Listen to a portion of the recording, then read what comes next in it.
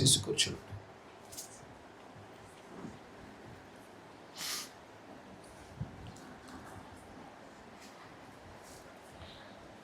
దయచేసి బయటికి లోపలికి ఎవరు తిరగకూడదు. అలా తిరగడాలు ఎక్కువ అవుతున్నాయని ఎక్కువసేపు పాటలు పాడించడం జరిగింది. గలిబిలి కలుగుతున్న చోట ఆత్మవశులు అవ్వడానికి సంగీతము పాటలు ఉపయోగపడడం కాబట్టి ఎక్కువగా పాటలు పాడించడానికి మీరు అటు ఇటు తిరగడమే కారణమవుతా ఉంది. మీరు కుదుట పడిన చోట ప్రభు యొక్క ఆత్మ సహాయాన్ని మీరు అడిగినట్లయితే ఆయన మిమ్మల్ని ఉన్నతమైన పరిమాణాలకు తీసుకెళ్తాడు.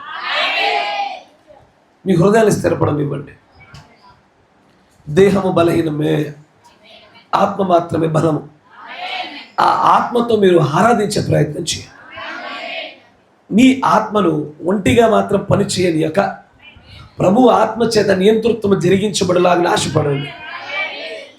ఆమేన్. దేవుడికి స్తోత్రములు కలుగును గాక.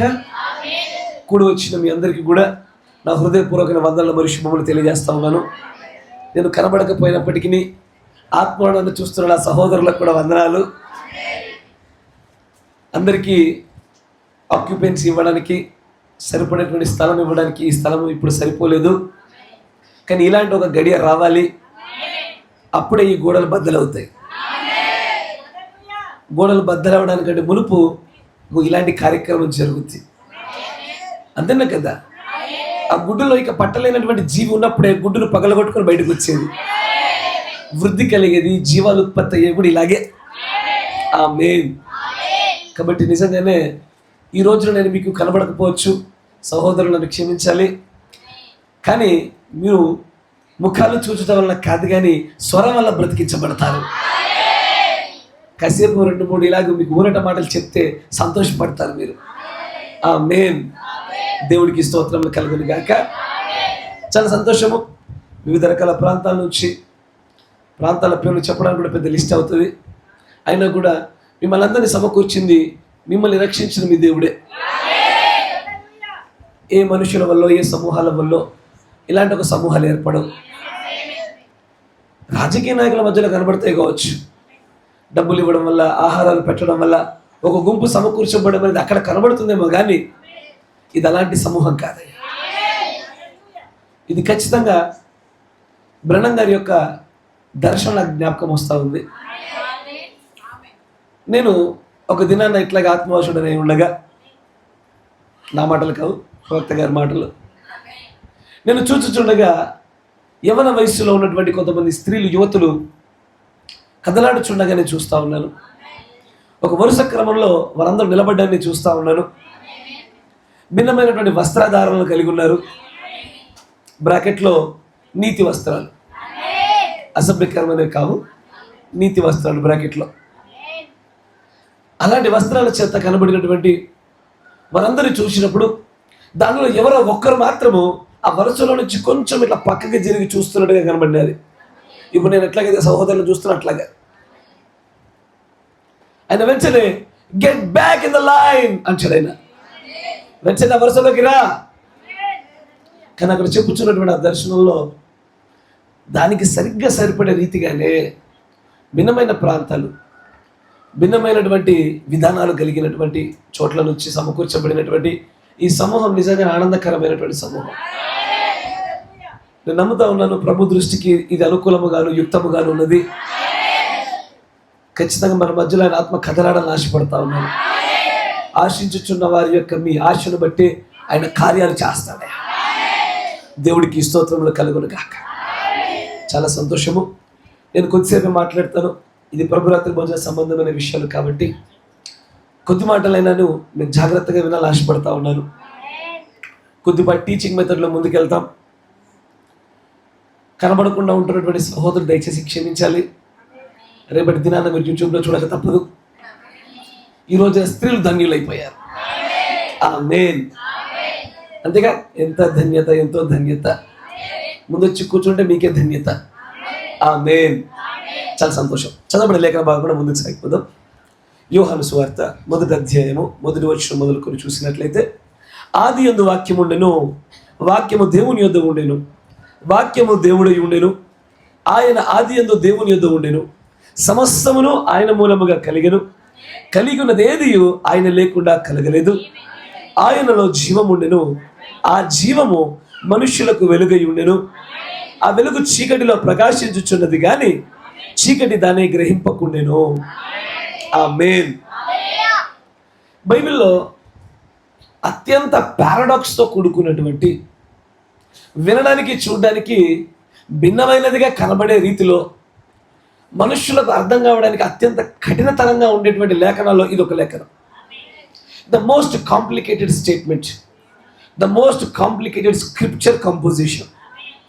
ఈ మిళితము, ఈ సమ్మేళనం ఎలా ఉంటుందంటే, ఆదియందు వాక్యం ఉండెను, మరియు వాక్యము దేవుని యొద్ద ఉండెను. అంటే ఆదియందు వాక్యం ఉంది, వాక్యం ఎక్కడుంది? ఆదిలో ఉంది. నేను ఇక్కడే ఆగే, ఇంకా ముందుకు వెళ్ళాల, జాగ్రత్తగా గమనించింది. ఆదియందు వాక్యం ఉండెను, ఈ వాక్యము ఆదిలో ఉంది. అంటే ఆది అంటే దాని అర్థం ఏంటి? ప్రారంభము. ఈ వాక్యము దేవుని యొద్ద ఉండెను అంటే ప్రారంభమగుచున్న వాక్యానికంటే ముందు దేవుడు ఉండాలి. కరెక్టేనా? ఓహో, అంటే వాక్యానికంటే ముందు దేవుడు ఉంటాడా అని అనిపించగానే ఆ వాక్యమే దేవుడై ఉండేను. అంటే ఈ రెండు వేరు కాదు, ఒకటే అని చెప్పబడతావు. ఈ మాటలు మిగిలిన అన్ని సువార్తల్లో పోలిస్తే గనక ఎక్కడ కూడా ఇలాంటి మాటలు పలుకుచున్నట్టుగా కనబడదు. కేవలం యోహాను సువార్తలోని మాటలు పలుకుతాయి. మనందరికీ తెలుసు, యోహాను సువార్త ఎవరి కోసం రాయబడిందయా? ఖచ్చితంగా తన యొక్క వధువు కోసం రాయబడిన సువార్త. యోహాను సువార్త ఖచ్చితంగా తన ప్రేయసి కోసమే. ఇది తన ప్రియురాలు మాత్రమే గ్రహించినట్లుగా రాయబడినటువంటి మాటలు ఇవి. రాస్తూ ఆయన అంటాడు, ఈ మాటలు బహుశా లోకములో ఉన్న మిగిలిన ప్రజలందరికీ కూడా సందిగ్ధతను కలగజేసేవేమో కానీ నీకు మాత్రం కావయ్యా. ఇది నీవు గ్రహించాలని, నీవు పట్టుకోవాలని, నీ కోసము ఆయన రాసినటువంటి తన యొక్క క్రమరూపముగా, కాలానుగుణంగా, అంటే తాను మారుతున్న రూపాలను బట్టి నీవు పొందవలసిన అవగాహన కోసం రాయబడిన విషయాలు ఇవి. ఆమేన్. అందుకే అంటాడు, ఆదియందు వాక్యం ఉండెను, వాక్యము దేవుని యొద్ద ఉండెను, వాక్యమే దేవుడై ఉండెను, ఆ వాక్యము శరీరధారి అయి కృపా సత్య సంపూర్ణుడిగా మన మధ్య నివసించను. జాగ్రత్తగా గమనించాలి. మొట్టమొదటిగా ఆయన రూపాన్ని కనుక మీరు గమనిస్తే రాయబడిన దాంట్లో చూడండి, ఇన్ ద రిటన్ ఫామ్.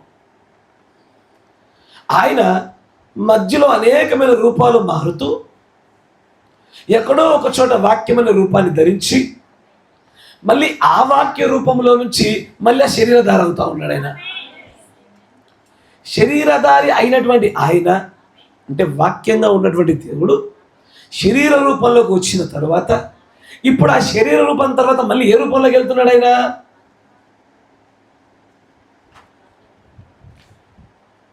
వాక్య రూపంలో ఉన్నటువంటి ఆయన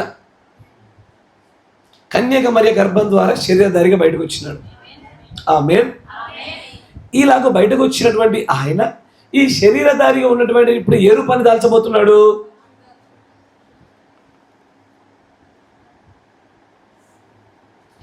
ఎందుకు ఈ ప్రశ్న మనం అడిగాను చెప్పనా? ఈ క్రమాన్ని నువ్వు గట్టిగా పట్టుకోగలిగినప్పుడు ఈ క్రమములోనే నీ ట్రాన్స్లేషన్, నీ శరీర మార్పు ఆధారపడి ఉంది. దేవుడి యొక్క ప్రవక్త ద్వారా దేవుడు సెలవిచ్చిన మాట ఆయన అంటాడు, God is word and his braid is also word. దేవుడు ఎలాగో వాక్యమై ఉన్నాడో ఆయన భార్య కూడా వాక్యమై ఉన్నది. ఆమేన్. ఆయన వాక్యంగా ఉన్నప్పుడు మనం కూడా వాక్యంగా ఉండి తీరాలా? ఈ వాక్యము ఆ వాక్యముతో జతపరచబడాలా? ఆమేన్. వాక్య రూపానికంటే ముందు ఆయన ఎలా ఉండేనో మనం అలాగే ఉండాలి. వాక్య రూపము తర్వాత ఆయన ఎలాగ మలచబడినో మనం అలాగే మలచబడాలి. వాక్య రూపానికంటే ముందున్నటువంటి తీరును, స్థితిగతులను నీవు ప్రత్యక్షతతో పట్టుకోవాలన్నా, వాక్యం రూపము తర్వాత జరగబోతున్న తీరులను, స్థితిగతులను పట్టుకోగలగాలన్నా అసలు నీవు ఎలాగ వాక్య దేహంగా మలచబడాలి తెలిసి ఉండాలి. నా మాట జాగ్రత్తగా వినాలి. ఈరోజు నేను మీతో మాట్లాడాలనుకో ఒక చిన్న అంశము, వర్డ్ బ్రైడ్, వాక్యవధు. వాక్యవధు అనేటువంటి ఒక అంశాన్ని నేను మీ ముందు చాలా ఆశపడతా ఉన్నాను. జాగ్రత్తగా గమనించండి. ఒక రోజు ముగించగలిగేది కాదు, కానీ సాధ్యమైనంత మట్టుకు దేవుడు అనుగ్రహిస్తున్న సమయానుకూల పరిస్థితులను బట్టి ముందుకు సాగిపోదాం. వాక్యవధువుగా ఎలా మలచబడాలి? దేవుడు తన ప్రవక్త ద్వారా ఈ వర్తమానం కూడా చెప్పిన మాట ఒకటే, unless you transform in to the word you will not be raptured. నీవు వాక్య రూపంలోనికి, వాక్య దేహంలోనికి నువ్వు మలచబడకపోతే, నువ్వు వాక్యంగా మలచబడినంత మట్టు వరకు కూడా ఎత్తబాటు అనేది ఇంకా మన కొరకు ఏర్పాటు చేయబడినట్టుగానే ఉంది. కానీ వాక్యదేహంగా మలచబడుట తెలిసినప్పుడు, వాక్యంగా మలచడం తెలిసినప్పుడు ఎత్తబాటు అనేది మనకు ఖచ్చితంగా నియమించబడింది. ఆమేన్. ఇప్పుడు నన్ను ప్రశ్న అడగనివ్వండి.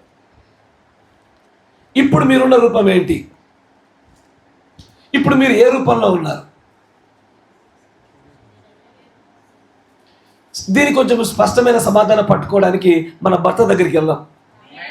ఇప్పుడు మన భర్త ఏ రూపంలో ఉన్నాడు? ఒకరు పరిశుద్ధాత్మ అన్నారు, ఒకరు ఆత్మ అన్నారు, ఇంకా బయట నుంచి సహోదరులు వినబడతలా. ఇప్పుడు మన భర్త ఏ రూపంలో ఉన్నాడయ్యా? సరే, ఏదో మైక్ లేదో వినబడింది, గట్టిగా చెప్పండి. ఆత్మగా ఉన్నాడు. ఆయన ఆత్మస్వరూపి, ఎల్లవెల్ల ఆత్మగానే ఉంటాడు. ఆయన శిలువ మరణంలోకి ఆయన ఆరోహణమైన తర్వాత పరిశుద్ధాత్మని దిగొచ్చింది కూడా ఆత్మరూపే. అది కొనసాగుతూనే ఉంది. అది ఎసారో. ఇప్పుడు ఆయన ఏ శరీరధారికి అయితే వచ్చి ఉన్నాడో ఆ శరీరమును ఇప్పుడు మరొక రీతిగా మలచబడింది. అది మహిమపరచబడింది. అది మహిమా దేహంగా మార్చబడింది. ఎసారో. ఆ మహిమా దేహం నుంచి మళ్ళీ ఎక్కడికి వెళ్తుంది? అది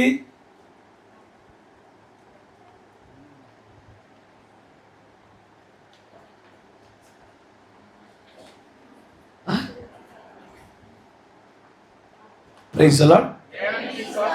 సరే, మనం ప్రారంభం నుంచి ప్రారంభిద్దాం. మొదటి నుంచి వెళ్దామా? ఆది యందు వాక్యం ఉండెను.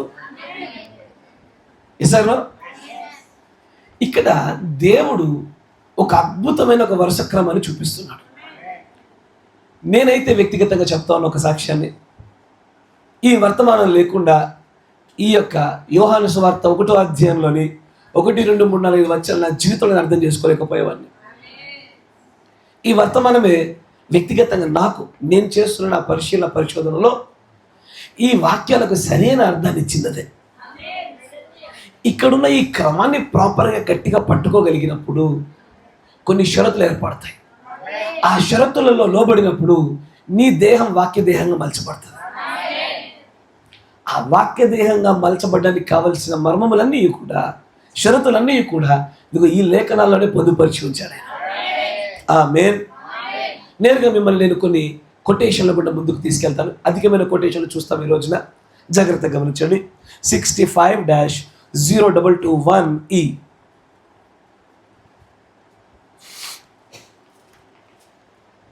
నేను ఒక్క రోజున ముగించకపోవచ్చు, సాధ్యమైనంత ముగించే ప్రయత్నం చేస్తాను. 65-0221E. సహోదరులు మైక్ కలిగిన వాళ్ళు చదవండి.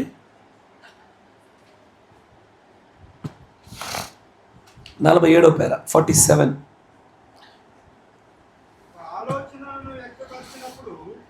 ఒక ఆలోచనను వ్యక్తపరిచినప్పుడు అయ్యా, తెలుగులో కొంచెం తేడా కొట్టేస్తూ ఉంది. ఇంగ్లీష్లో చూద్దాం. కరెక్టే, మీరు చదివింది సరిగానే అని ఇంగ్లీష్లో దట్ మేక్ సెన్స్, చక్కగా అర్థమవుతుంది. ఇంగ్లీష్లో అంటాడు, ఒక వాక్యము అది ఎల్లవేళలా అది ఏమై ఉన్నదంటే ఆలోచన అయి ఉన్నది. జాగ్రత్తగా గమనించాలి. వాక్యము అంటే నువ్వు పలికే మాట, రాసేది కూడా. నీవు పలకడానికంటే మునుపు, రాయడానికంటే మునుపు, దానికంటే ముందు అది ఏమై ఉండాలి? అయ్యా జాగ్రత్తగా ఉండాలి. తెలుగులో రాస్తారు చూడండి, వాక్యము కదా. ప్రతి వాక్యము అది ఏమై ఉండాలి? ఒక ఆలోచన అయి ఉండాలి.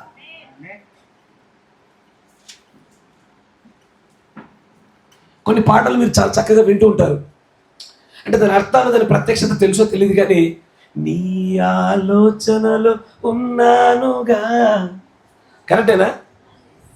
Yes or no?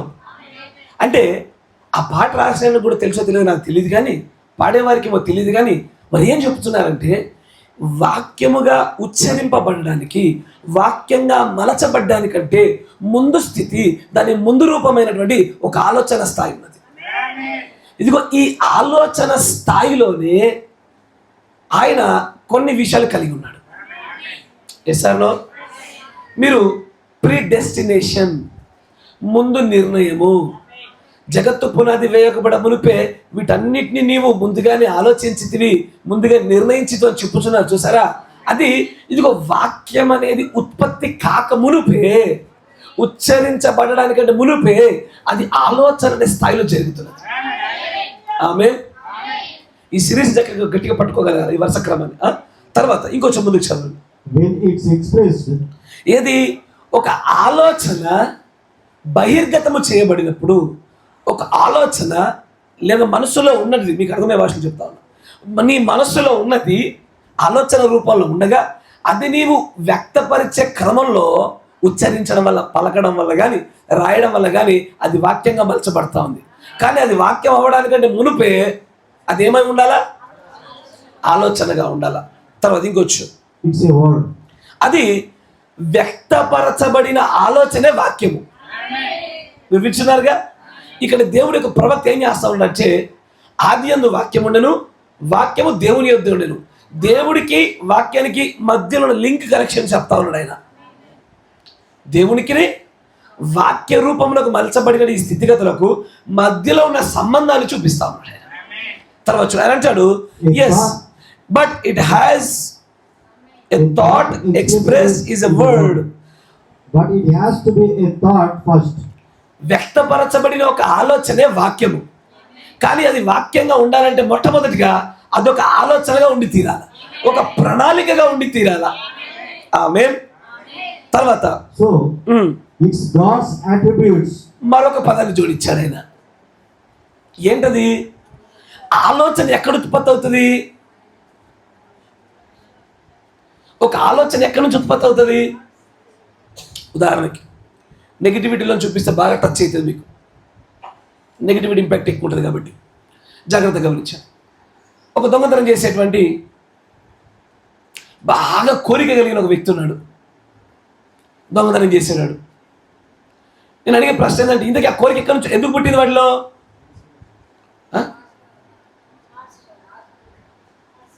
కరెక్టే. ఇంకొంచెం స్పెసిఫైగా, అతడు దురాలోచన. మళ్ళీ మీరు ఎక్కడ ఉన్నారంటే థాట్ దగ్గర అయిపోయినారు, థాట్కి ముందు పోతున్నాం మనం, థాట్ ఆలోచనకు ముందు వెళ్తున్నాం. సరే, ఇప్పుడు సజ్జనుడు ధననిధిలోంచి మంచి ధననిధి బయటకు తీస్తాడు కదా. ఒక మంచివాడు మంచి ఆలోచన కలిగి ఉంటాడు. ఆ మంచి ఆలోచన గల కారణమైనది ఏంటిది? ప్రవర్తన. ఓకే, ఇంకొంచెం స్పెసిఫైడ్గా గుణము. God bless you brother. It's a God's attribute. ఆలోచన ఉత్పత్తి అయ్యేదే గుణ లక్షణాల్లో నుంచి, గుణములలో నుంచే దాని లక్షణ సంబంధమైనటువంటి ఆలోచనలు వస్తాయి. ఆ ఆలోచనలే వాక్యంగా మలచబడతాయి. మీరు వింటున్నారుగా? కొంచెం కన్ఫ్యూజ్ అవ్వకండి. ఒక 10-15 నిమిషాలు ఇట్లాగే ఉంటుంది. ఒకసారి ఒక క్రమం ఏర్పడగానే ఈ క్రమంలో నువ్వు నేను నిలబడే స్థానాన్ని చూపిస్తా. నీ స్థానాన్ని ఈ వరుస క్రమంలో నువ్వు గుర్తుపట్టగలిగినప్పుడు నీ ఎదుగుదల ఇంకెంతగా జరగాలో అర్థమవుతుంది. జరుగుతుంది అని అంటాడు. ఇది ఆలోచనగా ఉండడానికంటే మునిపే అది ఏమై ఉండాలంటే అట్రిబ్యూట్ అయి ఉండాలా. ఈ అట్రిబ్యూట్ ఎక్కడ ఉంటుందంటే ఇక్కడ దేవుడు ఉంటాడు, గాడ్.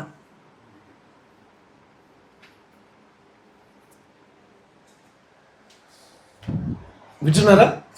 మొట్టమొదటిగా దేవుడు, ఆయన గుణలక్షణము, దాని వలన కలిగే ఆలోచన, ఆ ఆలోచన వాక్యము, ఈ వాక్యమే ఏమవుతుంది? God bless you. ఇక నుంచి మీకు సింపుల్. ఇక తర్వాత ఏమవుతుంది? శరీరధారిగా మార్చబడుతుంది. ఆమేన్.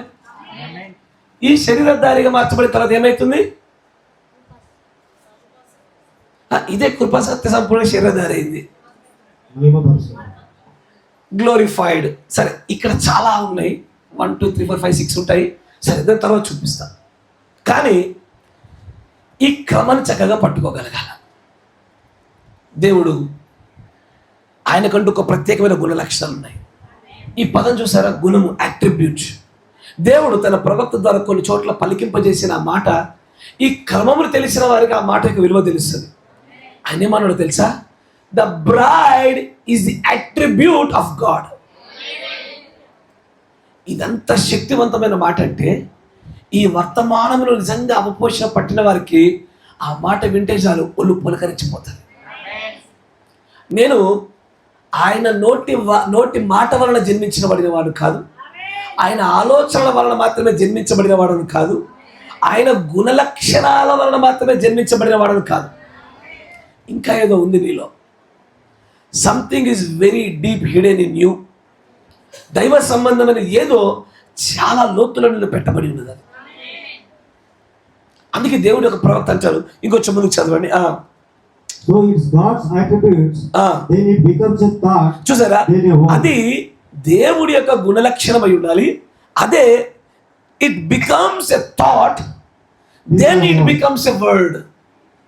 దేవుడు ఆయన గుణలక్షణము, ఆయన గుణలక్షణము ఆలోచన, ఆలోచన వాక్యంగా మలచబడాల. ఈ వాక్యమే ఆ వాక్య సంబంధమైన మహిమ దేహంలోనికి తీసుకెళ్ళినట్లుగా ఒక శరీరాన్ని ధరించాల. ఆమేన్. Praise the lord. దీంట్లో దేవుడి యొక్క ప్రవక్త మరొక మాట చూపిస్తాను చూడండి. దీన్ని నేను ఇంకొంచెం మిమ్మల్ని ముందుకు చూపిస్తాను. దానిలో 48వ పేరా చూడండి, 48 పేరా. Notice. ఇప్పుడు గమనించండి. Those who have tonight, ఈ రోజు రాత్రిపూట ఎవరైతే మీరు ఉన్నారో, eternal life was with him and in him. జాగ్రత్తగా వినండి. ఇక్కడ నిత్య జీవము ఆయనలో ఉంది, ఆయనతో ఉంది. మంచి విధానం. నిత్య జీవం అనేది ఆయనలో ఉంది, ఆయనతో ఉంది. ఏ స్టేజ్ గురించి మాట్లాడుతున్నా ఇంకొంచెం ముందుకు రండి, మీకు అర్థమవుతుంది. In his thinking. ఏంటండి? ఆయన ఆలోచనలోనే నిత్య జీవము ఆయనలో ఉన్నది, ఆయనతో ఉన్నది. మీరు వింటున్నారా? జాగ్రత్త. ఇక్కడ ఇగో నిత్య జీవము ఆయనతో,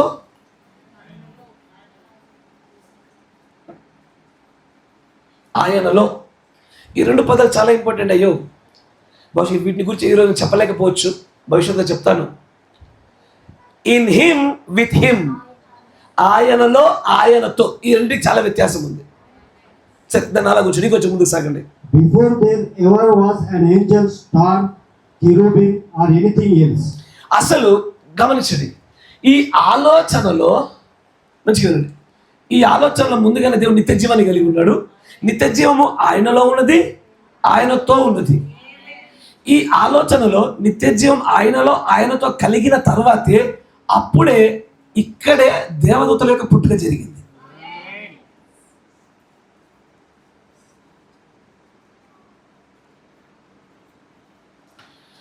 మనం మాట్లాడుతున్నటువంటి ఈ స్థితి ఎక్కడంటే అని అంటాడు, ఈవెన్ కెరూబులు సెరూపులు కూడా పుట్టక మునిపే, నక్షత్రాలు సైతము తయారు చేయబడక మునిపే, దానికంటే ముందున్నటువంటి ఆలోచన కాలాన్ని గురించి చూస్తూ ఉన్నాం. అయ్యా కన్ఫ్యూజన్ అవుతలేదుగా? అట్లాగే ఫాలో అవ్వండి. ఇంకొంచెం ముందుకు రా. అదే నిత్య జీవము, నిత్యము.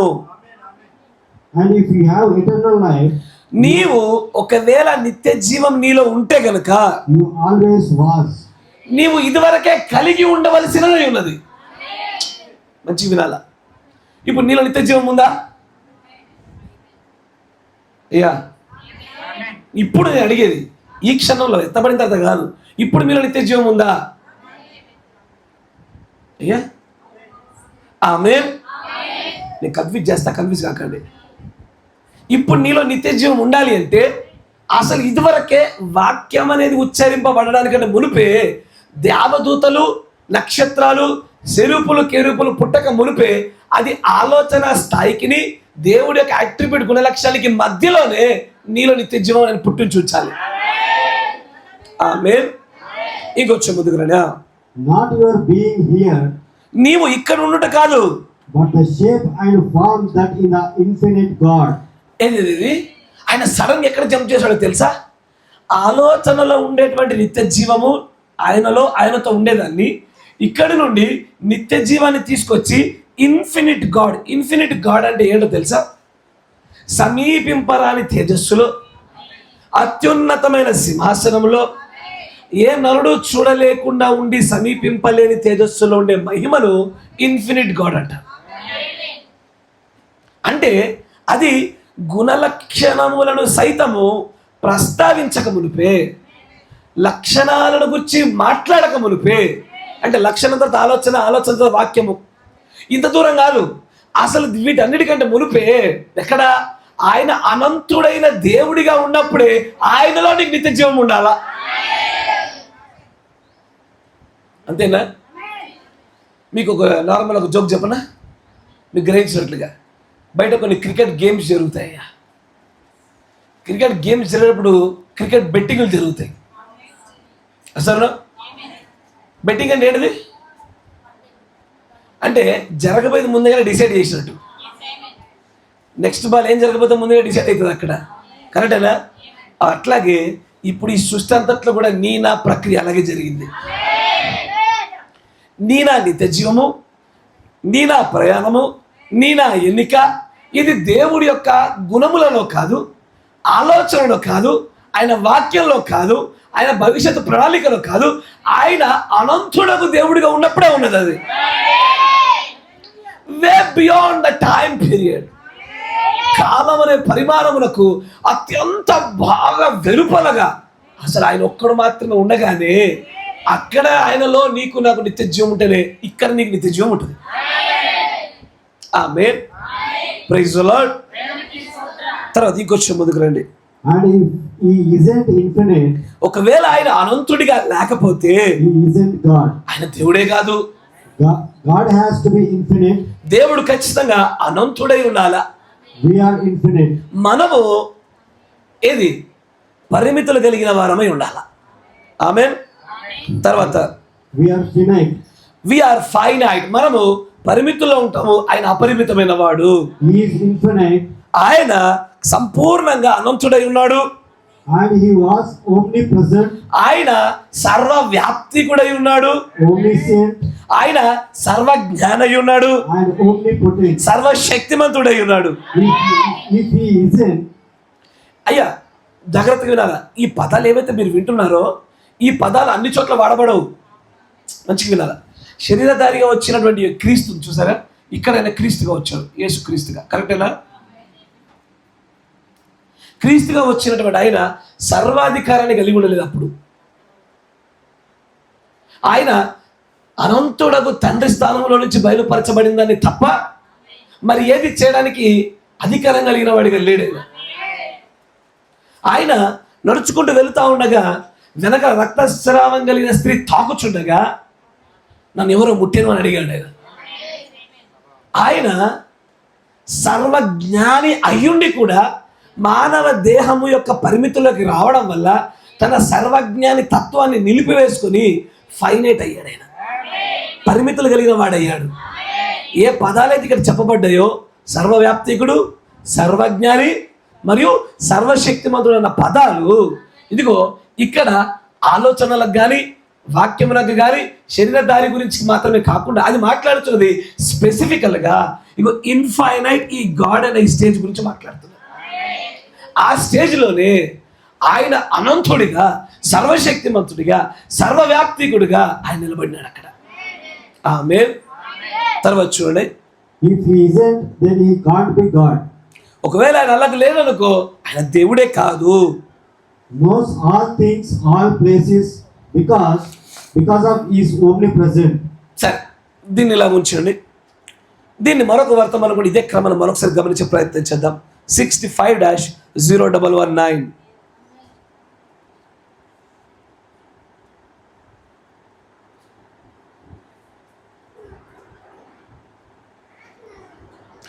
The God who is rich in mercy. కృపయందు ధనవంతుడైన దేవుడు. కృప క్షమించాలి, తర్జుమా పొరపాటు. 46వ పేర చూడండి, దాంట్లో 46 పేర.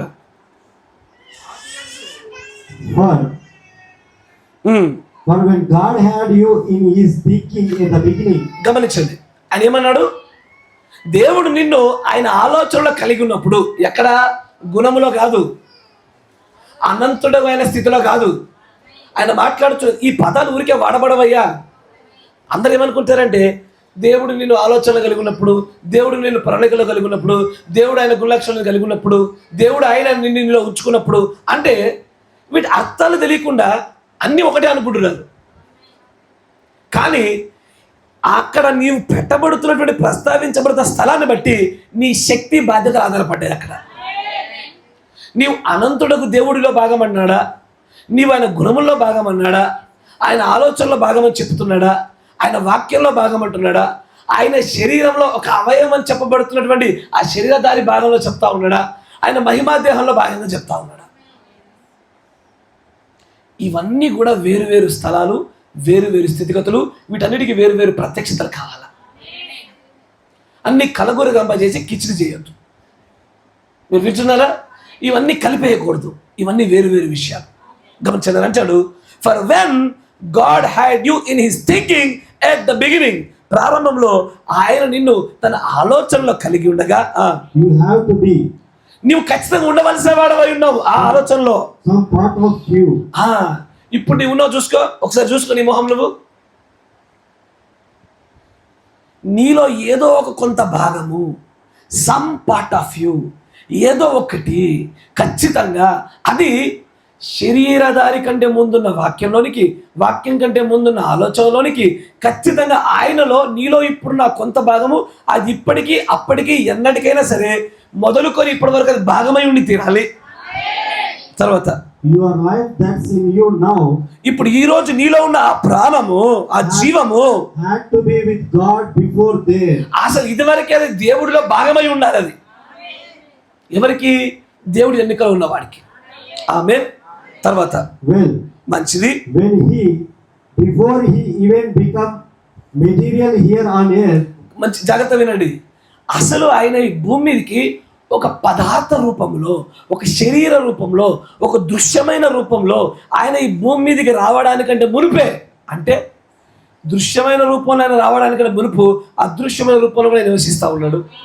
దృశ్యమైన రూపాల్లో ఆయన రూపాలు మార్చబడుతున్నప్పుడు అదృశ్యమైనటువంటి స్థితిగతులు ఆయన రూపాలు మార్చబడతా ఉన్నాయి. ఆమేన్. జాగ్రత్త. తర్వాత before there was anything, అసలు వెనకాల ఇదివరకు చూస్తే అక్కడ ఏది లేనప్పుడే but God, కేవలం దేవుడు, you are one of his attributes. నీవు ఆయన గుణలక్షణంలో ఒక గుణలక్షణంగా ఉన్నావు. గుణలక్షణం అని తెలుసా? ఎట్లా చెప్పాలి మీకు? సరే, మీకు అర్థమయ్యే సులభమైన ఎగ్జాంపుల్ చెప్తా, మంచిగా వినాలా. అయ్యా, ఆయన గుణలక్షణం అంటే ఏంటంటే, నేను ఒక బనానా అడిగా. ఏంటది? బనానా. ఇట్లాంటి ఎగ్జాంపుల్స్ అర్థమైంది మంచిగా. నేను అన్న బనానా ఇవ్వగానే, మా బనానా అడిగిన తల్లి, తోలొద్దు నాకు, తోలు తీసేయి అన్న. ఏం చేసి ఇస్తావు? నాకు తోలు మొత్తం తీసి పీల్ ఆఫ్ చేసి బనానా తినడానికి ఇస్తావు, అంతేనా? ఎందుకంటే బనానాలో తోలు వేరు, తినే బనానా వేరు. కరెక్టేనా? క్యారెట్ అడిగా, అమ్మ పైన అంత మట్టిగా ఉంది తల్లి, పీల్ ఆఫ్ చేసి తోలు తీసి అని అడిగా. అప్పుడు నువ్వేం చేస్తావు? నాకు పైన అంతా కూడా తోలు తీసేసి ఇస్తావు. కరెక్టేనా? కానీ ఇక్కడ ఆయన మాట్లాడుతున్న మాట ఎలాంటిదంటే, నేను అడిగా నిన్ను ఏమని, అమ్మ ఒక ఉల్లిగడ్డ ఇచ్చి, ఏది ఉల్లిగడ్డ కోస్తే నీళ్ళు వస్తాయి చూడు కళ్ళకి, అలాంటి ఉల్లిగడ్డ ఇచ్చి ఒక పొర తీసిరా తల్లి అని అడిగా. నాకు పైన పొర లేకుండా ఇవ్వరా అడిగా.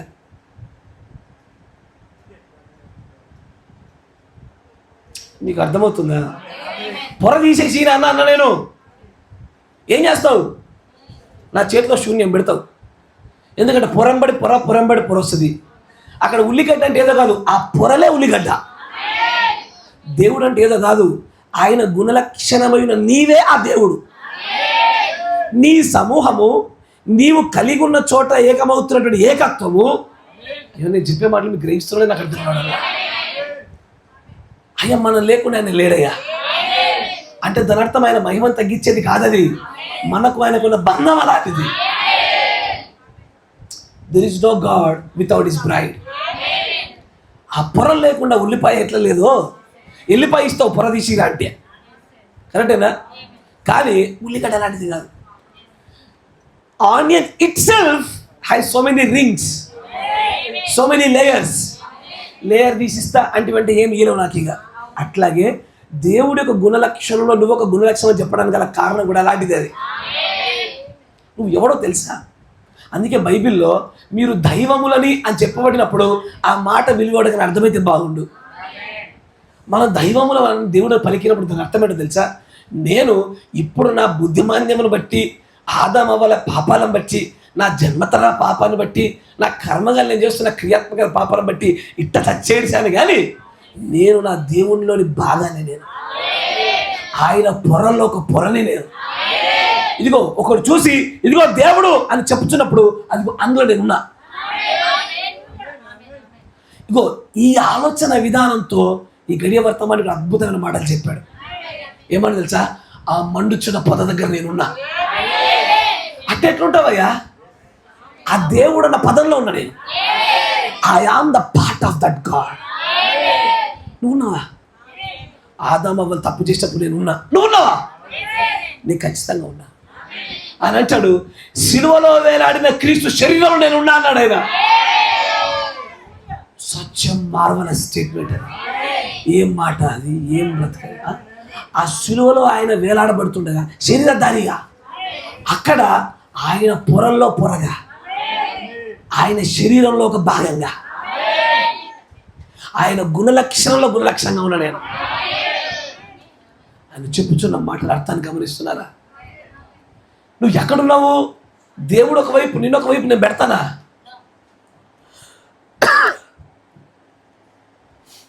ఇది ఎలాంటిదంటే,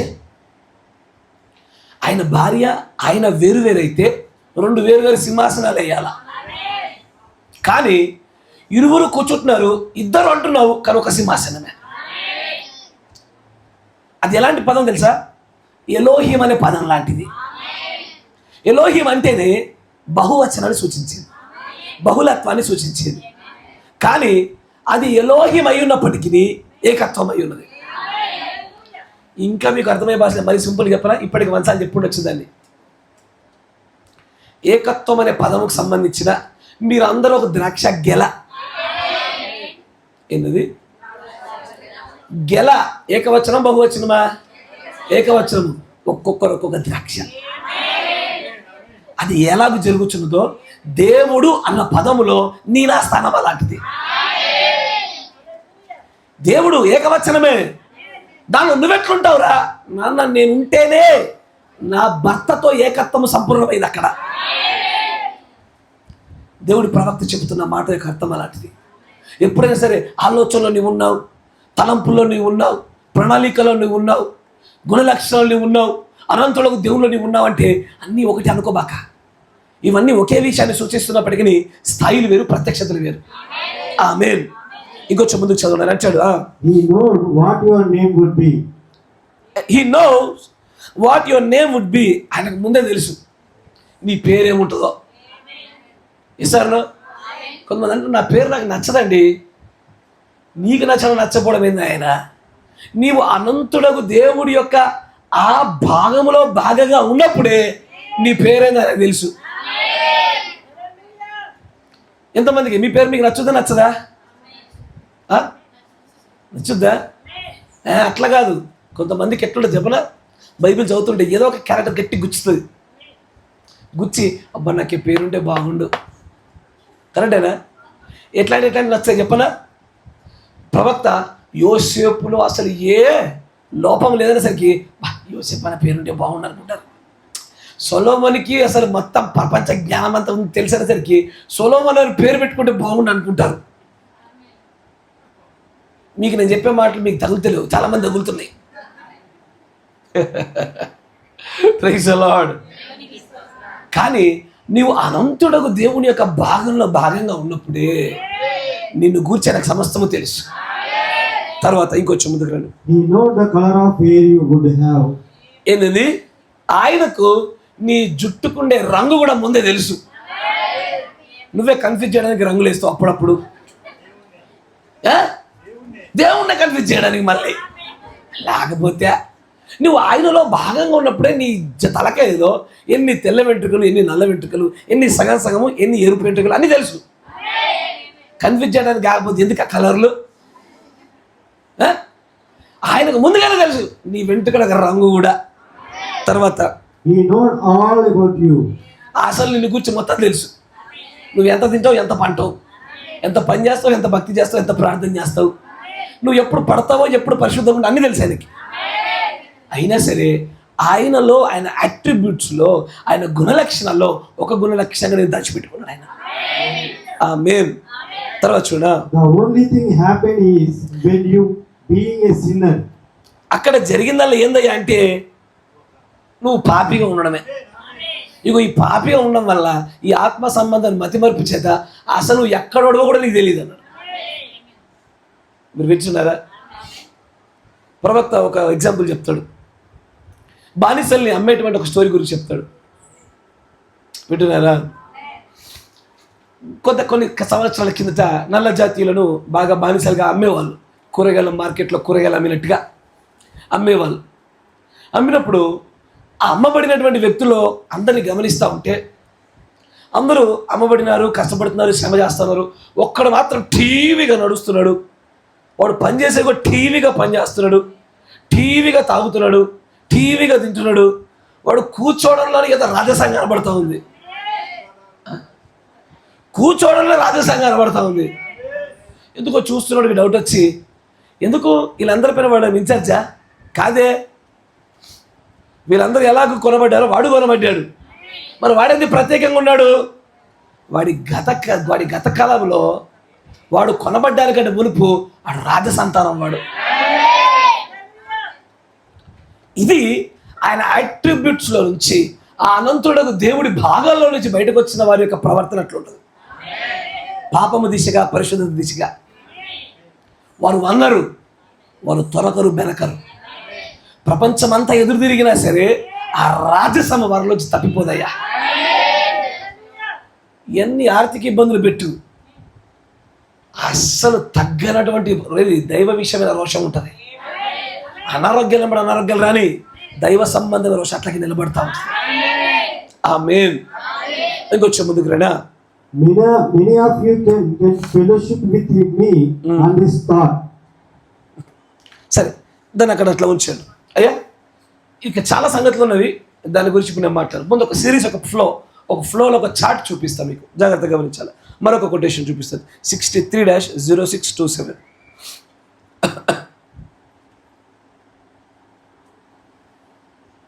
63-0627.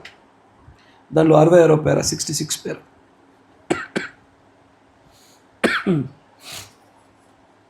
But I say what he would be if he was here today. ఒకవేళ ఆయన ఈ రోజు నీ దినం ఇక్కడ ఉన్నట్లయితే he would be the word of God. ఆయన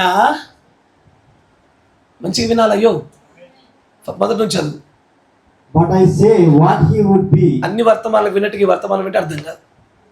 దీనిలో ప్రతి పదం వెనకాల ముందు ప్రత్యక్షత కావాలా. పదానికి ముందు పదం వెనకాల. మంచిగా వినండి, మొదటి నుంచి చదవండి. But I say what he would be. నేను కానీ ఇప్పుడు నేను చెప్తున్నాను ఆయన ఏమై ఉన్నాడో, ఏమవబోతున్నాడో. ఆయన ఒకవేళ ఈ దినముని ఇక్కడ ఉన్నట్లయితే he would be the word of God. ఆయన దేవుడు వాక్యమై ఉంటాడు. తర్వాత that's exactly what he was. ఆయన ఖచ్చితంగా ఆయన అదే ఉన్నాడు. And he still is. ఆయన ఇప్పటికీ కూడా అదే ఉన్నాడు. He is the word. ఆయన వాక్యము, not only the written word. అయ్యా, వాక్యం అన్న దగ్గర చోట 2 చీలికలు తీసుకొచ్చింది ఆయన. కొన్ని చీలికలు తీసుకొస్తున్నాడు. ఆయన వాక్యమే, కానీ ఆయన రాయబడిన వాక్యం మాత్రమే కాదు. అంటే వాక్యం దగ్గరకు వచ్చరికి 2 భాగాలు వస్తున్నాయి. Continue. He is the written word, but the manifestation of the written word, God was in Christ. జాగ్రత్త వినాలి. ఆయన ఏమంటాడంటే ఈ వాక్యం దగ్గరకు వచ్చేసరికి మళ్ళీ రాయబడిన వాక్యము, పలుకబడిన వాక్యము.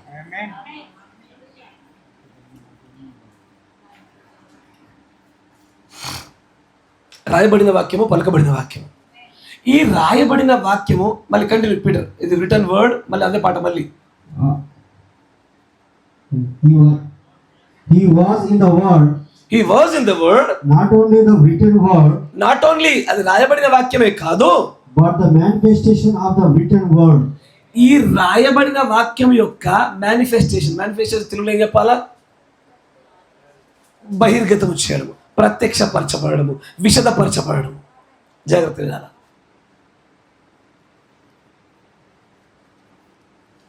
బయలుపాటు. ఇది ఇక్కడే నేను మిమ్మల్ని ఎక్కువ సమయాన్ని ఇక్కడ మీరు ఫోకస్ చేయాలని ఆశపడతా ఉన్నాను.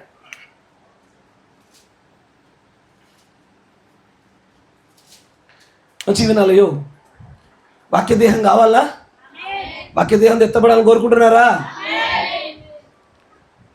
ఆ వాక్యదేహం రావాలంటే వాక్యములో నుంచి ఐదర్ నువ్వు రాయబడిన వాక్యమో పలకబడిన వాక్యమో ఏదో ఒకటి అవ్వాలా.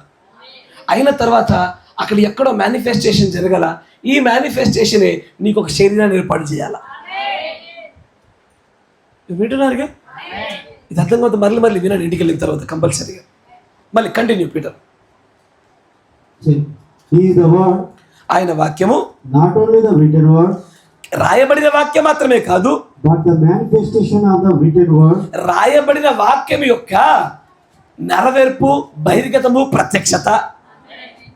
God was in Christ. దేవుడు క్రీస్తునందున్నాడు. reconciling the world to himself. reconciling the world to himself. The world. మంచిగా వినాలయ్యా. రాయబడిన వాక్యము మేనిఫెస్టేషన్ బయలుపాటు జరిగిన వెంటనే అది శరీరాన్ని ధరించుకొని ఆ శరీరమే క్రీస్తుగా మలిచేది. అవునా? ఈ క్రమాన్ని గట్టిగా పట్టుకోయా. ఈ క్రమంలోనే నీ నా క్రమం ఆధారపడింది. అట్టాగే నువ్వు నేను మార్చబడేది కూడా. ఆమేన్. సరే, ఇంకొంచెం ముందుకు సాగండి. God, the word, was manifested in flesh.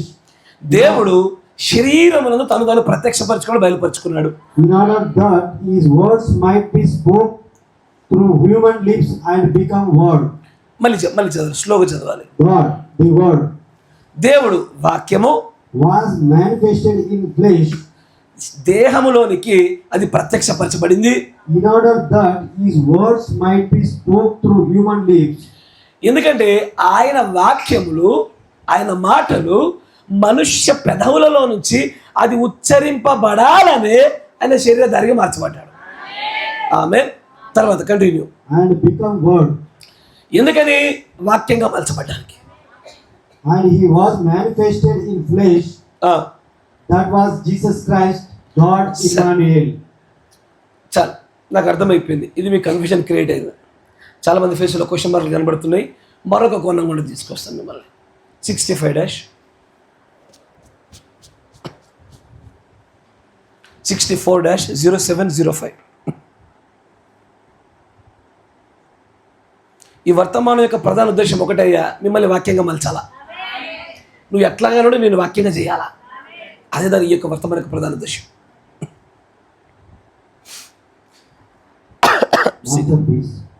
Yes, correct. తెలుగులో మహోన్నత కళాఖండము. God bless you. దాంట్లో 160 పేరు చూడండి. 160. She is smitten from the church. Correct. Smitten అంటే కొట్టబడుట. ఆమె సంఘము నుంచి కొట్టబడ్డది. From the church body. మళ్ళీ చదవాలి మొదటి నుంచి. She is smitten from the church. ఆమె సంఘము నుంచి కొట్టబడ్డది. అంటే ఒక శిల్పి కదా, చెక్కేటప్పుడు ఇట్లా ఉల్లిని పెట్టి ఇలా ఇలా ఇలా ఇలా కొట్టి కొట్టి కొట్టి శిల్పం ఎట్లా చేస్తాడు, సంఘములో నుంచి, చర్చిలో నుంచి, ఆమె ఒక సంఘంగా చెప్పడం కాదని చెప్పే మాట, సంఘంగా ఇదివరకే ఉంది, దానిలో నుంచి ఆమె కొట్టబడి బయటకు గీయబడతా ఉంది. Continue. From the church body, సంఘం అనే శరీరంలో నుంచి ఆమె కొట్టబడి ఆమె పక్కకు తీయబడతా ఉంది. smitten with her master, ఆమె యొక్క అధిపతి చేత, యజమానుడి చేత ఆమె కొట్టబడి పక్కకు తీయబడతా ఉంది. for the same purpose. అదే కారణం కోసం. She is the word. దేనికోసము?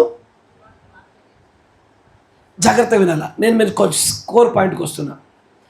ఆమె వాక్యమై ఉన్నది కనుక, ఆమె వాక్యమై ఉంటే సంఘం యొక్క దేహములో నుంచి ఆమె ప్రత్యేకించబడి తన తండ్రి చేత చెక్కబడుతూ కొట్టబడుతూ ఆ ముక్క ప్రత్యేకించబడాల.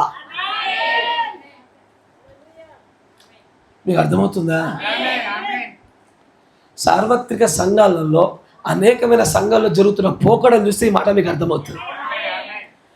ఎవరైతే దేవుడి వాక్యంగా ఉంచడానికి పిలువబడతారో, ఎవరైతే దేవుడి వాక్యమే ఉండబోతారో, వాక్యంగా ఉండడానికి ఆలోచనలు అనంతముకు దేవుడిలో నిర్ణయించబడ్డారో, వారు సంఘమనే దేహములో ఉంచబడకుండా సంఘమనే దేహములో నుంచి మహోన్నత కళాఖండం తయారు చేయబడ్డానికి వాక్యమైన వారిని కొట్టుచు పక్కకు తీస్తాడు. తర్వాత She is the word. ఆమె వాక్యమై ఉన్నది. Just the same as Joseph was smitten from his brother because he was the word. అయ్యా సంగమా, నాకు తెలుసు మనల్ని ఎవడు అంగీకరించాడని, నాకు తెలుసు మనం ప్రత్యేకించబడుతున్నామని, నాకు తెలుసు ఒంటరిగా నిలబడబోతున్నామని కూడా తెలుసు. కానీ నీకు తెలుసుకోవాల్సిన విషయం ఏంటో తెలుసా? వాక్యమై ఉన్న వారికి మాత్రమే కలుగుచున్న ధన్యత ఇది. ఎలాగైతే యోసేపు తన సహోదరుల్లో సహోదరుడిగా ఉండిన వాడు, అతడు కొట్టబడుట చేత ప్రత్యేకించబడిన వాడే రాజైనట్టుగా సంఘమనే దేహములో నుంచి కొట్టబడుతూ మహోన్నత కళాఖండంగా వాక్యమైన నిన్ను పక్కకి జరుపుతున్నాడు ఆయన. ఇట్లా నువ్వు ప్రత్యేకించబడకపోతే నిన్ను నువ్వు వాక్యం అని చెప్పుకోవడానికి నీకు హక్కు లేకపోయేది నాన్న.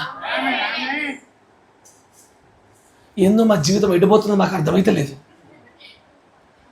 ఏ ఊరు, ఏ ప్రాంతము, ఎక్కడుండేది, ఏ గుంపు, ఎటు కొట్టబడుతున్నాము, ఎటుపోతున్నాము, గాలి ఎటు వీస్తుందో మాకేం తెలుస్తలేదు. నాకు తెలిసింది అలా ఒకటి తెలిసింది చెప్పనా? వాక్యమైన వారిని కొట్టే విధానం అది. When you are the word of God. కానీ ఆ మాట విన్నప్పుడు యోసేపు సహోదరుల నుంచి కొట్టబడ్డట్టుగా, క్రీస్తు తన సొంత వారి నుంచి కొట్టబడ్డట్టుగా. ఎందుకు కొట్టబడ్డావు అన్న అడిగితే ఆ ప్రీవియస్ మాట, ముందు మాట చదవండి. She is smitten from the church. ఆమె సంఘంలోంచి కొట్టబడ్డది, ఎక్కడి నుంచో కాదు. లోకల్ నుంచి కొట్టబడితే వేరే విషయము కదా. నువ్వు లోకల్ నుంచి కొట్టబడి ప్రత్యేకించబడితే వేరే విషయం. నువ్వు సమాజంలోంచో అన్యజనుల నుంచి కొట్టబడింది కాదు అని అంటుంది. నువ్వు కొట్టబడింది సంఘంలో నుంచే. సంఘంలో నుంచి ఎందుకు కొడతావు? సంఘంలో ఉండగా ఆల్రెడీ లేదు. నువ్వు వాక్యంగా మలచబడాలంటే నీకు కార్యం జరగాల. నువ్వు వాక్యంగా మలచబడాలంటే, నువ్వు వాక్యమై ఉన్నావని నిరూపణ దొరకాలంటే సంఘములో నుంచే నిన్ను కొట్ట. తర్వాత చర్చ్ బాడీ అంటే చర్చ్ సంఘం యొక్క శరీరంలో వచ్చి కొట్టబడుతుంది. smitten with her master. ఆమె యొక్క యజమానుడి చేత కొట్టబడ్డది. For the same purpose. అదే కారణం. ఏ కారణమో ఇప్పుడు చెప్తాడు. She is the word. ఎందుకంటే ఆమె వాక్యం కాబట్టి. అంటే నీవు వాక్యమై ఉన్నావని తెలుసుకోవడానికి అతిపెద్ద సూచన ఇదే. నువ్వు కొట్టబడతావు. ఎట్లా కొట్టబడతావో తెలుసా? ఒక పెద్ద రాయిలో నుంచి శిల్పమును బయటకు తీయడం కోసం కొట్టబడతారు చూడు, అట్టాగే కొట్టబడుతూ బయటకు తీసుకొస్తావు. ఇది నువ్వు వాక్యము అని చెప్పడానికి సూచన. ప్రజలకు అర్థం కాదు ఇది. ఆయన ఇంకో మాట అంటే ఇంకొచ్చే ముందు చదవండి. Just the same as Joseph was smitten from his brother because he was యోసేపు ఎలాగైతే తన సహోదరుల నుంచి కొట్టబడ్డాడు, అట్టాగే ఆలోచన చేయండి. యోసేపు కొట్టబడగానే సహోదరులు ఏమనుకున్నారు? సచ్చాడురా వీడు, ఏంటది సచ్చాడురా వీడు, ఎవరికి అమ్మేశారుగా, ఇక వెళ్ళిపోయాడు అంతే. ఇక వీడి కథ అయిపోయినట్టే, ఇక అయిపోయిందా వీడంతే, ఇక దుర్బోధ ఇదంతా. మీరు వింటున్నారా? ఇదంతా దుర్బోధ అయిపోయింది, ఇది ఇక చచ్చిపోయింది, అది నరకమే, ఇది నరకమే. కానీ అక్కడ వాక్యమై ఉన్న వారి చుట్టూ జీవితంలో జరిగే కార్యము, వారు అన్యజనుల నుంచి కొట్టబడాలన్నా సంఘములో నుంచి కొట్టబడతారు. కరెక్టేనా? కొంతమందికి అనిపించవచ్చు, మాలో ఒక ముఖ్యం తీసుకెళ్ళి నీలోంచి ముక్కని కూడా తీసుకెళ్ళే యజమానుడు కొట్టి బయటకు పెట్టాడు. మీరు వింటున్నారా? By his master they are smitten. తన యజమానుడి చేత కొట్టబడి పక్కకు చేయబడతారు. ఎందుకంటే అదొక అద్భుతమైన మహోన్నత కళాఖండంగా చెక్కాలనుకుంటాడు ఆయన. ఆ మాట వింటున్నప్పుడు నాకు ఎంతో ఆనందం కలిగిందయ్యా. అందులో నువ్వు నేను ఉన్నావు. పొద్దున మా సోదరు ఒక పాట పాడాడు, అందులో రెడీగా పెట్టుకోండి మైక్ అయినా. ఆ మాటలో నువ్వు నేను ఉన్నామయ్యా. నాకు తెలుసు మనం విత్తబడింది ఒక్కట, నాటబడింది మరో చోట, ఎదుగుతున్నది మరో చోట, కోయబడుతుంది ఇక్కడ. దేనికి? విత్తబడింది పొలంలో కాదా, నాట్లు వేయబడింది పొలంలో కాదా, కానీ వేరే చోటికి తీసుకోపోబడతాం. ఇది ఎందుకు జరుగుతుంది అంటే because you are his word. నువ్వు ఆయన బలమైన వాక్యమయ్యా. ఆయన పొరల్లో పొరవి, ఆయన మాంసంలో మాంసంవి, ఆయన మహిమలో మహిమవి, ఆయనలో భాగానివి. సంతోషించు, దేవుడికి కృతజ్ఞతలు చెప్పాయా. ఇది నీ ఎన్నిక కాదు, నువ్వెన్నుకున్నది కాదు, నువ్వు కోరుకున్నది కాదు. ఇక్కడ అందరూ అనుకోవచ్చు పలానా ప్రాంతంలో చూసిన మా గురించి ఏమోనని. కాదు కాదు, ఇది మా అందరి గురించి, మనందరి గురించి. మేబీ అటువైపు స్టోరీ ఇటువైపు స్టోరీకి కొన్ని కామాలు పులి స్టాప్లు తేడా, కానీ same story. We all are smitten from our brothers. సహోదరుల నుంచి కొట్టబడ్డ వాళ్ళమంతా. ఇంకొంచెం ముందుకు చదవనా. And Jesus was smitten from his brethren because he is the word. నేను ఎప్పుడు ఆలోచించేవాడిని, నువ్వు వాక్యం ఏమిటని ఎత్తబడతావు, నువ్వు వాక్యం ఏమిటి ఎత్తబడతావు. అరే ఇంతకీ నేను వాక్యంగా ఎట్లా మాట్లాడాలో చెప్పు. ఇంతకీ వాక్యం ఏమిటి, ఏం జరుగుతుందో చెప్పు. వాక్యంగా లేకపోతే ఏమవుతుందో చెప్పు. మాటి మాటికి వాక్యమో అంటారు. సరే ఎట్లా చెప్పవా? అది నీకు ప్రత్యక్షత ద్వారా తెలుసుకోవాలి పో అంటే. ఇక మంచుకున్నారు బోధకులు మీరు. ఈ కథలు నడవరు. ఈ రోజున సంపూర్ణ ప్రత్యక్షత వాక్యాలు బయలుపరచబడే దినాల్లో ఈ వర్తమానంలో దొరకని సమాధానం లేదు. ఆయన అంటాడు, యేసుక్రీస్తు వారు కూడా తన సహోదరులలో నుంచే కొట్టబడ్డవాడు. ఆయన ఇజ్రాయేలుడు, సహోదరుడు, వాళ్ళందరిలో జ్యేష్ఠుడు. ఆయన వాళ్ళ నుంచి కొట్టబడ్డాడు. ఎందుకంటే ఆయన వాక్యము గనుక. కానీ కొంతమందికి ఈ వ్యత్యాసం తెలియదు. ఏ వ్యత్యాసము? మనలో నుంచే వెళ్తారు కానీ వారు మనవారు కారు అన్న వాక్యం ఒకవైపు, సంఘములో నుంచే కొట్టబడతారు వారు వాక్యము గనుక అన్న ఈ రెండింటి మధ్యలో వ్యత్యాసాలు తెలియక వల్ల దేన్ని అతికిస్తున్నారో తెలియకలేకపోతుంది రోజున. కానీ మహోన్నతుని ప్రణాళికలను, ప్రత్యక్షతలను దీర్ఘకాలికంగా లోతుల్లో చూడగలిగేటువంటి కన్నులు కలిగిన వారికి ఈ వర్తమానం గట్టిగా అర్థమవుతుంది. నువ్వు ఇంకా కొట్టబడతావు, ఇంకా ముక్కలు అయిపోలేవు, ఇంకా చాలా ముక్కలు వస్తాయి. Praise the Lord. నా భాష లిమిటెడ్ అయిపోయింది ఈ రోజున, అయినా మీరు గ్రహిస్తున్నారు. ఎందుకంటే మీరు వాక్యం కనుక. వాక్యంలో కలిగిన ప్రత్యక్షతని. Yes, we are smitten because we are the word of God. కొట్టబడుతున్నాం దేవుడి వాక్యం కనుక. ఇంకొంచెం ముందుకు చదవండి. The church is smitten. సంఘము కూడా కొట్టబడుతుంది. The bride is smitten from the church. ఆ మాట విన్నారా? వధువు అన్యజనులోంచి కొట్టబడుతుంది అనలే.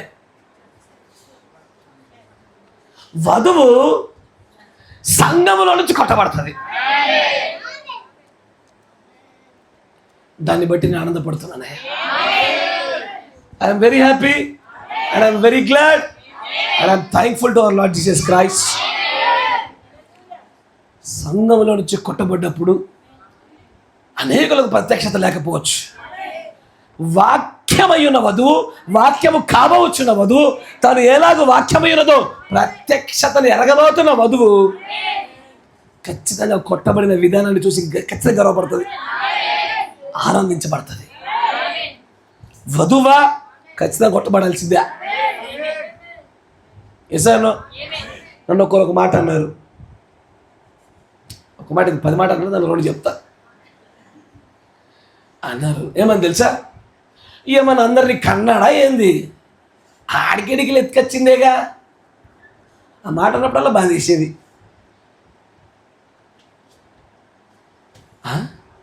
ఇంకొక ఆయన అన్నాడు, కనలేక కన్నుల్ని మలమల అంటున్నాడు ఈయన. వింటున్నారా? సరి చేయబడిన బాప్తిస్మాలు. కానీ వారి ప్రత్యక్షతలకి నా ప్రత్యక్షత ఎందుకు వ్యత్యాసం ఉందో నాకు తెలియదు. కానీ నేను దీనిలో తన యజమానుడు సంఘంలోంచి కొడుతున్నటువంటి మహోన్నత కళాఖండాలు చూస్తున్నా. అది సంఘంలోంచి కొట్టబడుతుంది, సమాజంలోంచి కాదు, అన్యత్వంలోంచి కాదు. ఏ well established church, the body of Christ, సంఘ శరీరంలోంచి కొట్టబడి అది ప్రత్యేకించబడిన మహోన్నత కళాఖండంగా వాక్యమై ఉన్నవారు మలచబడాలా. ఇది జరగాలి. ప్రతిష్ఠించిన మమ్మల్ని గుండెల మీద తన్నీరు. నేను దన్నలే, యజమానుడు కొట్టి పక్కకి జరిపాడు. నేను ఎట్లా చెప్పాలి దాన్ని? ఎలా అర్థమవ్వలేక చేయాలి నేను దాన్ని? నాకు తెలియదు దాన్ని. కానీ జరుగుతున్న దాన్ని ప్రత్యక్షత పట్టుకోగలిగేవా? యోసేపు సహోదరుల నుంచి కొట్టబడ్డట్టుగా, క్రీస్తు తన సహోదరుల నుంచి కొట్టబడ్డట్టుగా వధువు సంఘం నుంచి కొట్టబడాలా. ఎంతవరకు తెలుసా? ఎంతవరకు? ఈ కొట్టడం ఎప్పుడు ముగిసపడుతుందో తెలుసా? ఆయన అనుకున్న రూపం వచ్చేదాకా. ఇప్పుడు ఈ సంఘంలో, ఈ పరిచయలో ఆయన అనుకున్న రూపం రాకపోతే ఇక్కడ కూడా కొట్టబడుతుంది. అంగీకరించాల్సిందే. కానీ ఆ రూపం ఇక్కడే రావడానికి మనం అనుమతి ఇచ్చామనుకో, ధన్యులమయ్యా. వాక్యంగా మలచబడ్డానికి కొన్ని 100 కారణాలు ఉన్నాయి, 100 సూచనలు ఉన్నాయి, 100 ఉపదేశ మార్గాలు ఉన్నాయి. కానీ కొట్టబడుట గురించి మాట్లాడతాను. మరొక చోట మరొక మాట చూపిస్తాను చూడండి మీకు. 62-1111M. సమయం పరిగెడతా ఉంది, చదవండి త్వరగా. 62-1111M 53 పేరా, 53వ పేరా.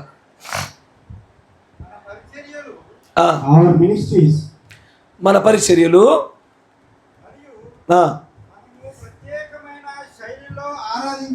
ఆరాధించే మన విధానము ఒక చక్కటి అందమైన మాదిరిని కలిగినదై ఉన్నట్లుగా, లేదా ఒక ప్రత్యేకమైన మాదిరిని కలిగి ఉన్నట్లుగా అది చూపించును. ఇది మీకు అర్థం కాలే? అది మన సంఘాన్ని గురించి చెప్తున్నది. మళ్ళీ చదవండి.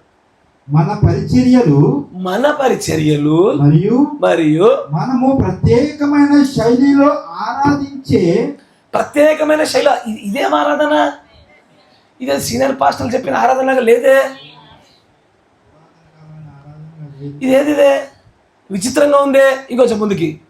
మన ప్రత్యేకమైన శైలిలో ఆరాధించే మన విధానము ఒక చక్కటి అందమైన మాదిరిని కలిగినదై ఉన్నట్లుగా, లేదా ఒక ప్రత్యేకమైన మాదిరిని కలిగి ఉన్నట్లుగా అది చూపించును. తర్వాత ఆ ఆలయము నిర్మించినప్పటికీ అందరూ ఏకముగా కూడి వింతగా ప్రవర్తించు ప్రతి వ్యక్తికి ఒక స్థలమును కలిగి ఉండును. ఒక నిజమైన ఆలయమును గూర్చి పిదప మనము కొన్ని నిమిషములలో రాబోచున్నాము. కొంతమందికి మనలను చూస్తే కొద్దిగా హేళనగా కనిపించవచ్చును. అయ్యా ఆమేన్, ఆమేన్. ఆ మాటల్లో నువ్వు నేను కనబడతలేదా? Just continue. మన ప్రవర్తన వారికి వింతగా ఉండవచ్చును. ఖచ్చితంగా వింతగానే ఉంటుంది. ఎందుకు ఎందుకు చెప్తాను చూడండి. అయినా గాని గుర్తుంచుకోండి, ఆ స్థలమందు మనకు ఒక స్థానము కలదు. ఖచ్చితంగా ఆమేన్. తర్వాత దేవుడు తన సంఘమును ఎస్ దాని నుండి కోసి తీయుచున్నాడు. దేని నుండి? మళ్ళీ ఆ మాట మళ్ళీ చదవాలా? దేవుడు తన సంఘమును దాని నుండి కోసి తీయుచున్నాడు. దేని నుండి? మెథడిస్ట్, బాప్టిస్ట్, ప్రెస్బిటేరియన్ నుంచి కాదు. ఎండ్ టైం మెసేజ్ అని చెప్పబడిన దాంట్లో నుంచి కోసి తీస్తాడు. వింటున్నారా? దానిలో నుంచే కోసి తీస్తాడు. God is cutting his church out of that church. తర్వాత ప్రతి చిన్న రాయి అది ఏ స్థలమందు అమర్చబడవలెనో అది ఖచ్చితంగా ఆ స్థలమందు అమర్చబడవలెను. ఆమేన్. మరియు గుర్తుంచుకోనండి, అవి ఒకదానితో ఒకటి ఖచ్చితమైన స్థానమందు సరి అయిన విధానముగా అమర్చబడుటకై ఆ స్థలము నుండి అవి కోసి తీసుకొని రాబడబడినవి. నీ స్థానాల్లో నువ్వు కూర్చున్నట్లుగా నువ్వు మరొక చోట నుంచి ఈ స్థలాలకు సరిపడినట్టుగా ఆ స్థలంలో కోసి తీసుకురావాలి. దేనికి? నువ్వు వాక్యం కాబట్టి. వాక్యమే వాక్యంతో జతపరచబడేది. ఇక్కడ వాక్యము ఖాళీ ఉంది, మరొక చెట్టుకు వాక్యం వేలాడుతుంది. ఇక్కడ నేను పండు పెట్టలేను, వాక్యాన్ని కోసి పెట్టాలా. యజమాడు చేసింది అదే. నీకు అర్థమైందా? వాక్యపు స్థానంలో వాక్యం వచ్చి కూర్చుంటుంది. నేను అందుకున్నా ఇక్కడ నువ్వు వాక్యం కాబట్టి. ఆనందంగా లేదు? తర్వాత అంటాడు, ఈ విధానము వ్యత్యాసమైనది, ప్రత్యేకమైనది, విచిత్రమైనది, చూసేవాడికి హేళనకరమైనది. కరెక్టేనా? చూసేవాడు అనుకుంటాడు, ఓర్ని మొదలెట్టినారు కొత్తేశము తొరలుకుండా అని. అయ్యా మొదలెట్టిన కొత్తేశం ఏదో హేళనే, తప్పదని. నీ వాక్యపు స్థానము నువ్వు కోయబడిన చోటు నుంచి నీకోసం నియమించబడిన స్థలంలోకి నువ్వు వచ్చి కూర్చోవాలా. ఆమేన్. తర్వాత కానీ అవన్నీ ఏకముగా సమకూర్చబడినప్పుడు, అన్ని ఏకముగా సమకూర్చబడినప్పుడు ఏ ఒక్క రాయిని కూడా మరలా చెక్కవలసిన అవసరం లేకపోయేను. అంటే దాని అర్థం ఏంటో తెలుసా?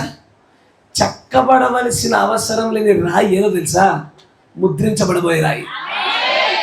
దేవుడి యొక్క ముద్రను ఎప్పుడు పొందుకుంటామంటే ఇక పని లేదు, చెక్కవలసిన అవసరం లేదు. It's done, completed work. పరిశుద్ధాత్మ యొక్క ముద్ర, దేవుడి సీల్ వచ్చే చోట ఈ కార్యాలు జరుగుతాయి. వస్త్రాలు దొరికే స్థలం అదే. తర్వాత అవి ఇప్పటికే కోయబడ్డాయి. అవి వాటి యొక్క స్థానములు అవి అమర్చబడకు సరిగ్గా సరిపోనట్లు దేవుడే దానిని కోసి తీసెను. ఎవరు కోసారు? లేదు, మీరు వీళ్ళందరూ లేడీస్ మాట వింటారు. లేడీస్ కోస్తారు. ఎవరా లేడీస్ కోసేది? క్షమించారు, రానకూడదు కానీ ఎవడయ్యా లేడీస్ కోసేది? పాస్టర్లు కోస్తారా? మనుషులు కోస్తారా? పరిశుద్ధాత్ముడు కొయ్యాలా. ఎక్కడి నుంచి? అన్నత్వంలో నుంచా? సంఘశాఖల నుంచి కాదు, క్రీస్తు శరీరమును సంఘం నుంచి కొయ్యాలి. దాన్ని ద బాడీ ఆఫ్ క్రైస్ట్లో నుంచే పర్ఫెక్ట్ బ్రైడ్ బయటకు రావాలా. ఈ పర్ఫెక్ట్ బ్రైడ్ రావడం కొరకే ఇప్పుడు సార్వత్రికంగా సంఘాలలో చాలా మార్పులు జరుగుతున్నాయి. సమయం ఆసన్నం అవుతున్నదన్న విషయం నేను చూడగలుగుతున్నా. ఎత్తబాటు ఏ గడి అయినా జరిగే స్థలంలో ఉన్నామయ్యా. ఆ మహోన్నత కళాఖండము దాని పరిపూర్ణ స్థాయిలోనికి ఇక ముద్రించబడి డన్, ఇక చెక్కేది లేదు అని చెప్పే స్థాయికి రాబోతుంది. తర్వాత ఆత్మ సంబంధమైన దానికి ఎటువంటి ఒక మాదిరిని మనము కనుగొని ఉన్నాము. దేవుని యొక్క ప్రతి వరము తిరిగి జన్మించబడిన క్రైస్తవుల యొక్క ప్రతి వింత ప్రవర్తన, వారి యొక్క ప్రత్యేకమైన శైలి. వింత ప్రవర్తన, వారి శైలి, వారి నేచరు, వారి స్వభావం అది అంతే. ఏందయ్యా ఇట్లున్నారండి మీరంతా? మేము ఇంతే. అంత విచిత్రంగా ఉన్నారండి మీరు? మేము ఇంతే. మీ ఆలోచన, మీ వ్యక్తి విచిత్రంగా ఉందండి? మేము ఇంతే. మా శైలి ఇది. అంటే శైలి అంటే ఏంటిది? మా ధోరణి, మా ప్యాషన్, మా వే ఆఫ్ లైఫ్, మా జీవన విధానం ఇంతే. ఎందుకని మీ వర్తమానాలు విచిత్రంగా ఉంటాయి? మీ వర్తమానాలు విచిత్రంగా ఉంటాయింది. మేము ఇంతే. ఇది ప్రత్యేకమైంది, వ్యత్యాసమైంది, నీకు హేళనకరమైంది. కానీ ఇది దానికి సంబంధించిన రాళ్ళను దాని స్థలాల్లో కూర్చున్నట్లు కోసే వర్తమానాలు. ఆమేన్. తర్వాత ఇంకొచ్చే ముందుకి అది దాని స్థానమందు దానిని కలిగి ఉండెను. ఎస్, ఆమేన్. అది ఆ శరీరంలో సరిగ్గా సరిపోయెను. అది నీవు అట్లా సంఘంలో నుంచి కొయ్యబడకుండా క్రీస్తు యొక్క శరీరంలో నీ నిజమైన స్థానాన్ని నువ్వు పట్టుకోలేకపోతావు. నా మాట వింటున్నారా? కొయ్యబడకు భయపడుతున్నావా? కొట్టబడకు నిజంగా ఇబ్బంది పడుతున్నావా? క్రీస్తు స్థానంలో నీకు స్థలం తెలియదు. To find place in Christ, క్రీస్తులో నా స్థానమును కొట్టబడకుండా గుర్తింపు రాదు. ఆమేన్. నువ్వు కొట్టబడితేనే క్రీస్తులో నీ స్థానం తెలుస్తుంది. అనదాచాడు, కొట్టబడిన వారే, ప్రత్యేకించబడిన వారే క్రీస్తులో తమ స్థానాన్ని పట్టుకోగలిగిన వారు. కంటిన్యూ అయ్యా. అది దాని యొక్క సరైన స్థానములకు వెళ్ళును. దాని యొక్క సరైన స్థానములకు వెళ్ళును. దేని యొక్క? కొట్టబడిన దాని యొక్క, దేని యొక్క? వాక్యమైన రాయి యొక్క, దేని యొక్క? నీ యొక్క. నీ యొక్క స్థానంలో నువ్వు కూర్చోగలగాలంటే you have to be smitten. నువ్వు కొట్టబడాలా. ఇక్కడ నుంచి from the body of church, సంఘం అనే దేహం నుంచి కొట్టబడితేనే నీ స్థానము క్రీస్తులోని యొక్క స్థానాన్ని గుర్తుపట్టగలుగుతుంది. క్రీస్తుల స్థానాన్ని గుర్తుపట్టకుండా పరలోక రాజ్యంలో క్రీస్తు వధువుగా ఉండలేవు. ఇదంతా కూడా వధువుగా మలచబడ్డానికి జరుగుతున్నటువంటి మహోన్నతమైనటువంటి ఆ కృపా సంపూర్ణుడి యొక్క గొప్ప ప్రణాళిక. ఆమేన్.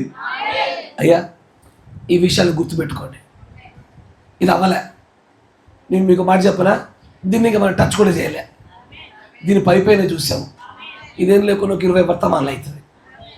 నువ్వు ఎట్లా వాక్యవధువుగా మార్చబడాలా? అసలు వాక్యవధువు అంటే ఏంటి? వాక్యవధువులు ఎన్ని స్థాయిలు ఉన్నాయి? ఏ వరకు మన ప్రోగ్రెస్ వచ్చింది? ఎక్కడ తప్పిపోయే అవకాశాలు ఉన్నాయి? ఎలా మలచబడాలా? నువ్వు వాక్యవధువుగా మలచబడిన దినమున నీ ఎత్తబాటి భూమి మీద ఏది ఆపలేదు. అలాంటి కృప దేవుడు మీ అందరికీ అనుగ్రహించునుగా. మోకరించండి, ప్రార్థన చేసుకుందాం. ప్రభురాత్రి భోజన దిశగా అడుగులు వేద్దాం. మోకరించండి, ప్రార్థన చేసుకుందాం.